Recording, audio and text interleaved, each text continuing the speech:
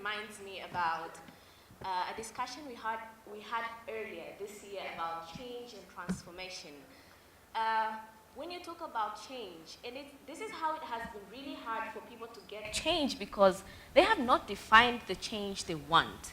You talk about change, what do you want as a change? You really need to be specific about the kind of change or transformation that you want. Now we're looking at having smart solutions. I mean, that means we do not have them. So now that we're transforming into smart solutions, what do we really need? This is something that we need to speak, and to know about it. And this is what he mentioned in his presentation. We want smart city, we need to envision it before we even think of having a smart city. It's very important what he showed about the Ramani Huria project. And I personally know about the kind of findings they got in Ramani Huria about the blockage of drainage systems. And the most thing that they found there was plastic bottles and plastic bags. To us, that shouldn't be a problem. That should be an opportunity, right? I can see EcoAct here, Chris. He makes timber out of plastic bags and plastic bottles. So he makes use of the waste of plastic bottles and bags to make timber, and he's doing business. So this is an opportunity for us. So when we start talking about and when we start thinking about the transformation and the change and moving towards smart solutions, let's start envisioning about what we really want and how we can really get there. By using the same challenges that we're having, use them as opportunities. And I think this could be discussed more with Edward Anderson together with, and now I'd like to welcome up on stage Dr. Hassan Shinda again, the Director General for Commission on Science and Technology, together with Alfred Nsemo. Please give them a round of applause as they're coming on stage. Alfred Nsemo from Uber Tanzania, Emmanuel Feruzi from Hub 26, Alice Detonac from Seed Stars World, to discuss about the future of smart cities in Africa and where does Dar es Salaam stand. Welcome. Okay, so let us take where Miriam has left. The principles. Edward have talked about these principles. Vision. Let me start with you first. Absolutely. So, well, like we've been saying in Smart City and the incapability of projecting ourselves, because with technology, the adoption rate is faster than ever. I mean, it always shocks me to remember that it took us 100 years to get to 1 billion telephone users and less than 10 for smartphones, and now Facebook even less time. For me, it really comes down to the game changer for Africa and for Tanzania is leapfrogging. So I think we should really think of jumping to the next technology, and we've seen it in finance. Now we're seeing it in energy, with renewable energy being their playground being more Africa than any other region, and the microgrid solutions and new approaches in how we can tackle the problem and get to the consumer and citizen. Crowdsourcing, I think, is huge. Recently, I just met with an Israeli company, Movit, which basically is the map for public transportation, and they now have 70 million users. And their scaling methodology was crowdsourcing and building citizen champions, being the ones that were able to collect the information and be the ones to bring in Movit, which was a great platform to access all the types of public transportation, which no longer is just the bus system, but more and more it will be car sharing and all these other transportation and mobility solutions. And I think there really needs to be more and more activity around how to engage the citizen and educate them that we've maybe overused the planet and overabused. And so now it's about re-educating the way we have to, we have the obligation and we need to find the right incentive to have the citizen actually participate in rebuilding, structuring, envisioning the city of tomorrow. So for me, leapfrogging, crowdsourcing, and education are fundamental, and also kind of the game changers for these continents versus more developed economies that have had more time or have had the history to planify better the urbanization without the population problems that we're seeing for a continent that in the next two decades is supposed to double, which is absurd when you think about it. You, what do you think? I'm not that far from her. I think for me there is most probably maybe 4 things that needs to happen in order for this process to go a little bit faster. The first one is education. Definitely, smart solution. At the moment, we're looking at the results of what people have done, but we need it to be inbuilt in our education system. People need to be given an opportunity to tinker with stuff. Right? I've been working a lot with open data lately, and I think the government needs to open the data. And I guess this is for you. There's a lot of cool data that the government is holding, and I think once we have hands on that data, we can do really, really amazing things. This cuts across whether it's education, it's health, it's agriculture, it's mineral resources. Like really, this data needs to be out there so people can play around with. Maybe let me not exhaust all 4 of them, just in case that's what somebody else is thinking. But just the last one is finances. You can't think on an empty stomach. It's very difficult to think on an empty stomach. So I think more funders needs to come through and motivate these young innovators and finance them, because there's a lot of startups that starts to build these solutions. They start with a business in mind, but that can sometimes work, sometimes it doesn't work. So if we can figure out a structure to make sure at the beginning stage these people are funded enough not to think, what if it's not successful, but to just think, I need to develop, I need to solve this problem. So for the next 6 months, I don't want to think about rent, I want to think about just solving this problem. And if it works, it works. If it doesn't work, it doesn't work. We've learned it doesn't work, and we move on forward. So I think that's where I stand. Yep.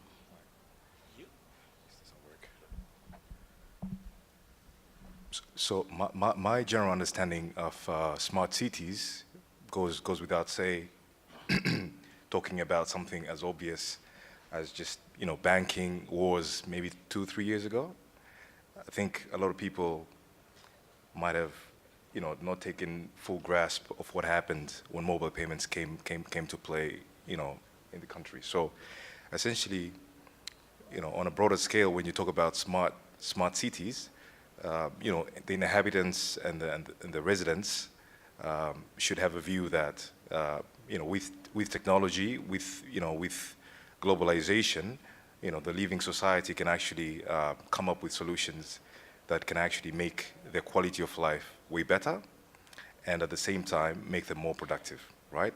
So I touched a bit on banking. Nowadays, you have mobile wallets that essentially are virtual bank accounts. So you can actually transact and do whatever you need to do in lieu of cash, right? So that's just one of the things that actually have been in the society and can actually be labeled as smart, right? When you're moving to another area such as urban mobility, right?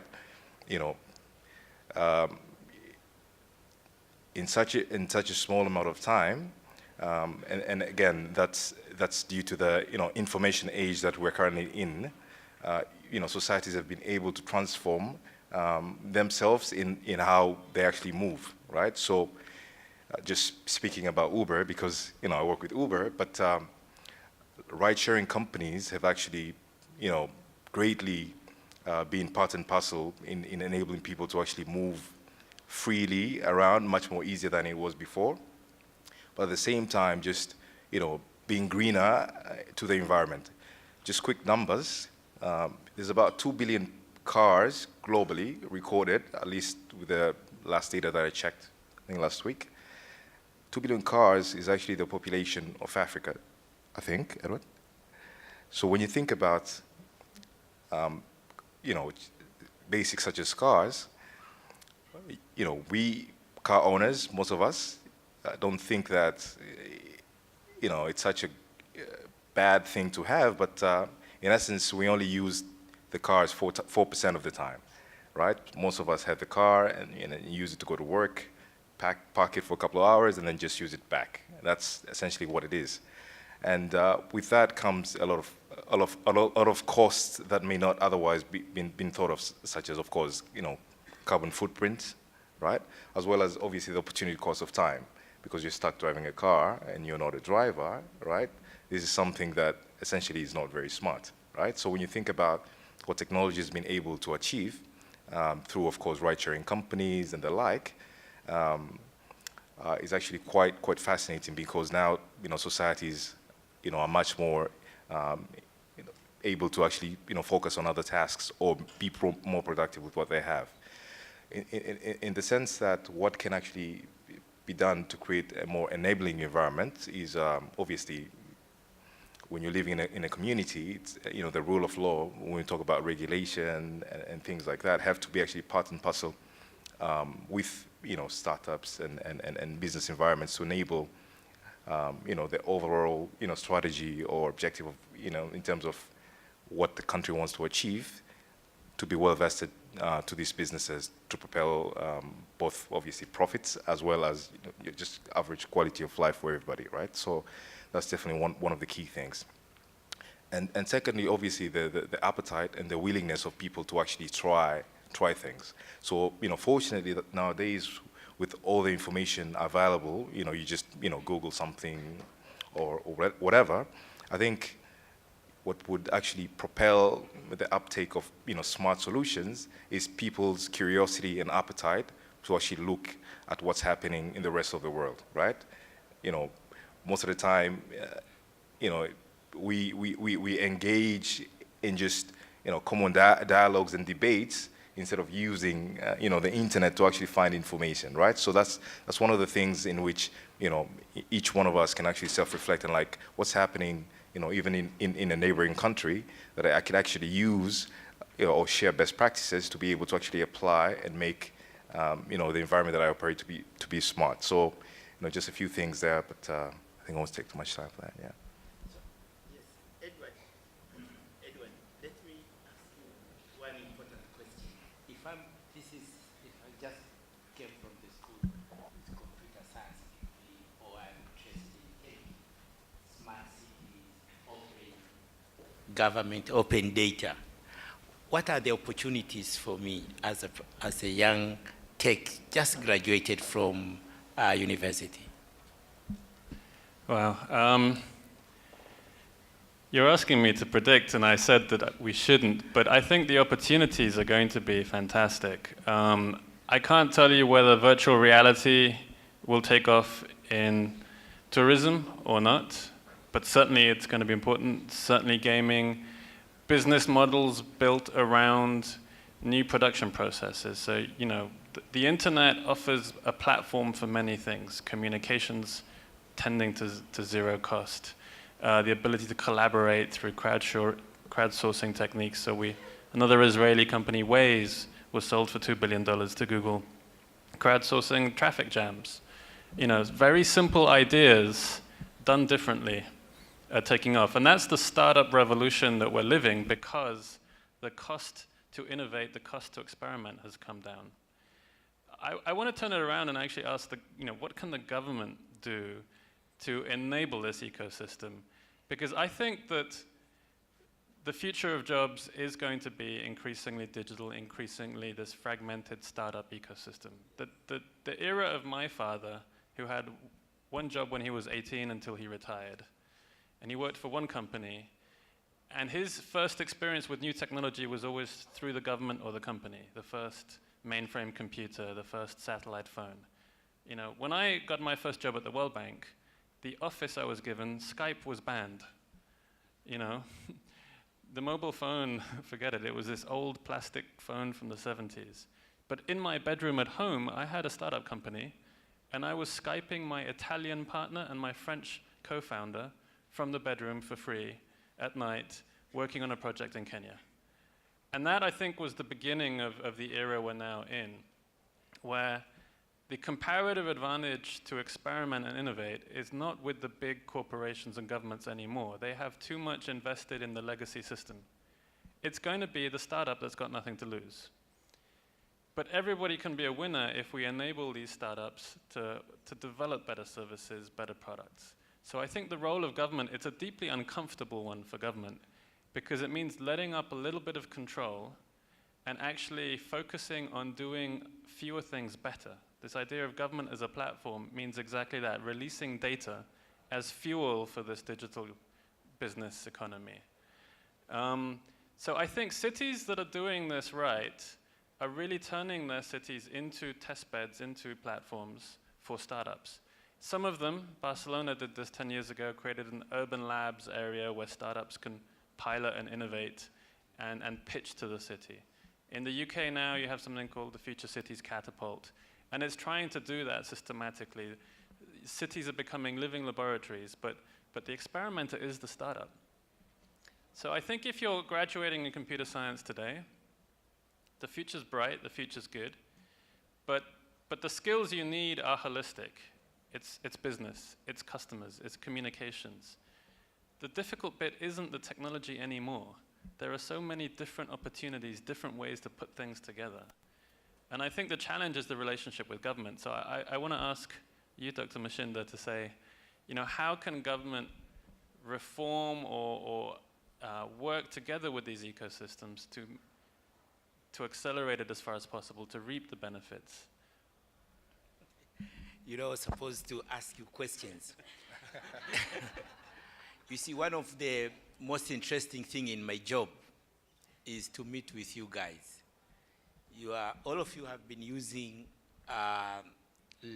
words which nobody in the government understands. Crowdsourcing, virtual reality, IoT.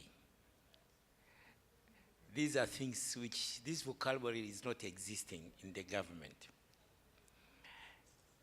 Part of my job is actually to connect the two. So I'm the one who is supposed to link those. And I see a lot of opportunities, especially because, first of all, we have problems. We have been working with Ministry of Finance to at least to make some amendment in the regulations of procurement to allocate certain percentage of public funds to startup companies, contracts.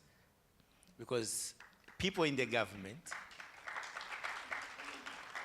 they don't understand. When they want to procure, if I'm in the government, I want to procure a solution, I have to prepare the terms of reference to actually to say what I want. But you guys, you have come up with another innovation which I don't know. So I cannot actually indicate that in my procurement. That actually hinder innovation. So what we are trying to do at COSTECH is to see how one can use procurement as a tool to promote innovation. I'm very happy to see other municipalities, for example, in Mwanza, in Ilemera, Nyamagana, who are now starting to be engaged with startup companies. They are ready to provide platforms to do that. Then that will be a second. So the government is also listening, and my job is try to connect you two. It's not an easy task, but we will be there, I'm confident, because you are majority now, not those who are people of my age. Thank you.